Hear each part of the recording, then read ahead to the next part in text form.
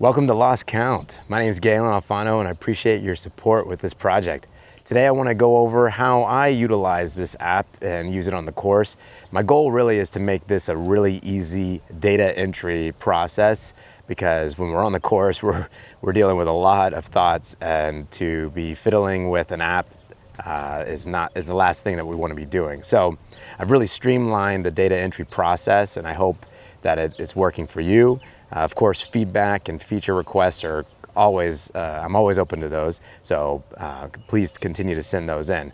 That said though, today I'm going to walk you through a little bit of how I use this app and give you some tips, and hopefully this can enhance your putting as that's the ultimate goal. So appreciate your support.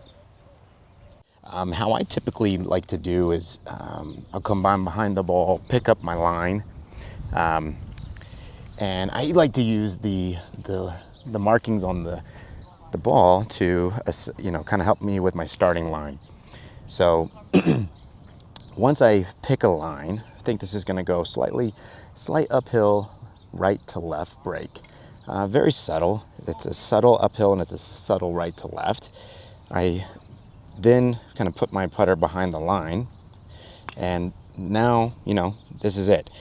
Now, whether I trust this line, sometimes obviously you step up over the putt and you feel as if, even after you line it up with the line, that, you know what, it feels like I've got more break or less break. So sometimes you'll tweak and adjust. I don't go back and reline and all that. That takes too long for the sake of pace of play, but I will sometimes make adjustments. But let's say for the sake of this one, okay, it's right to left. I'm just going to trust this line, okay? And here we go. Not a great putt, which is okay. So on this one, I certainly would say I hit it short. My pace was definitely not enough, and my direction was also off. I went way left, okay? So that would be my first log. Now, the next putt, kind of same process. I've got probably, say, a couple feet. So that would be my first putt that is in my mind, 15 feet uphill, right to left. And that was the result. So next I've got this, say, 2-footer, 2 to 3 feet.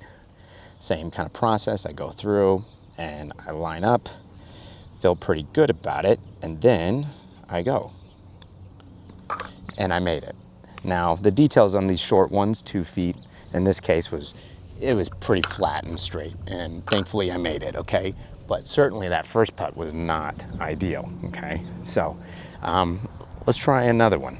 Same kind of process, and I like to pace it off, so 1, 2, 3, 4, and 5, maybe a little shorter than 15 feet, so let's just say 14 feet, giving you just some ideas. This one is pretty level, but it actually kind of goes a little left to right. So here I go. Pretend I'll go through my routine, get my line on the ball. It's going to go left to right. Let's say I feel pretty good about the line. I'm going to trust it. And wow, we got lucky. We made it. So that one was a good one. Was able to drop that one in the hole. Quite a swing on that one. 14 feet. We got lucky. We executed correctly. So in that case, it's just a single putt, 14. My line was good, read was good, stroke was good. Went through the routine, and there you go. You made a putt. So how I do this is I typically, after you've finished a hole, before you start the next hole while their putts are still fresh, and I'm entering my scores for, say, Jen, my handicap, I will swipe over to the Lost Count app, and this is when I do my data entry. The severity that you played on that, I probably played at about a 1.5 to 2% break. This gets into the weeds a little bit as just kind of the severity of the slope. Aim Point is kind of a program that uses, you kind of get into the severity. You don't have to log that right now, but as you get more comfortable with reading the severity of the breaks, that's when you can start tweaking some of the other fields in terms of the slope or the break, okay? The green in regulation is just a nice little handy toggle to see, did you hit this green in regulation, and whether or not you are putting for birdie, or if you did not hit the green in regulation, maybe you're scrambling for par.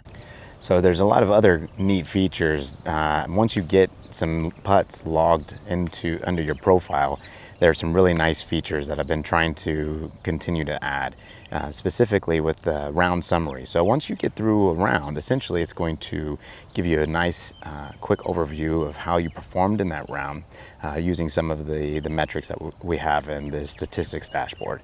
So that said, there's also have a statistics tab, and this is your cumulative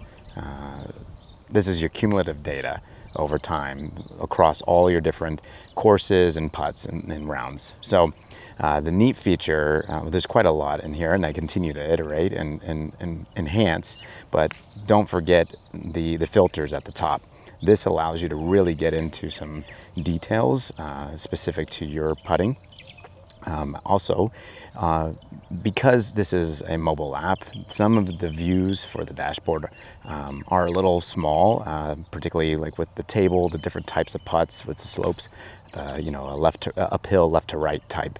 It has a table, it's got quite a lot of statistics there and some tooltips. So don't forget, tap around, you'll be able to get some tooltips that will pop up to give you a little even further granular insight into how you are performing.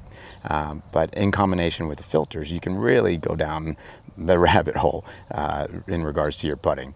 So there's one other thing I want to leave you with in terms of how do you measure, how do you determine whether the pace was good for your putt. Now direction is kind of easier to see, but obviously there's an optimal speed for the putt. If you hit it too hard, no matter how good the line is, it may just run and skip right over the hole or hit the lip, and because it's going so fast, it's not going to have any chance of falling. So generally I try to kind of the optimal range is kind of a foot, maybe 2 feet past at most, is kind of like your good speed zone. This gets a little subjective, but because it's you entering the putts and your data round after round, you'll start to get a sense of like, okay, did I miss this putt because my direction was off, or was it because my speed?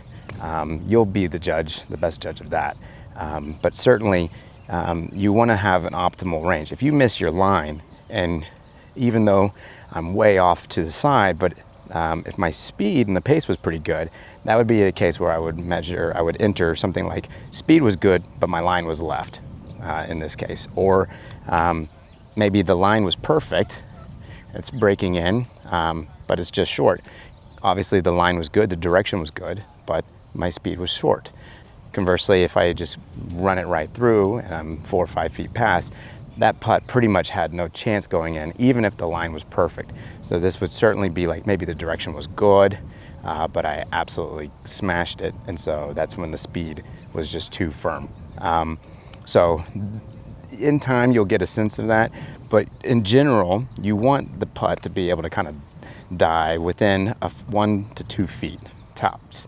That gives you the best chance of the putt being able to capture the lip of the cup and fall in for you. So that's just kind of how I approach it, and something to think about as you are logging your putts. The whole point of all of this is to help you get a better insight into how you are doing as a putter. You have a date range. You can kind of track how your performance is improving over time. So don't miss out on this. Also, you feel free to log into the lostcount.golf website.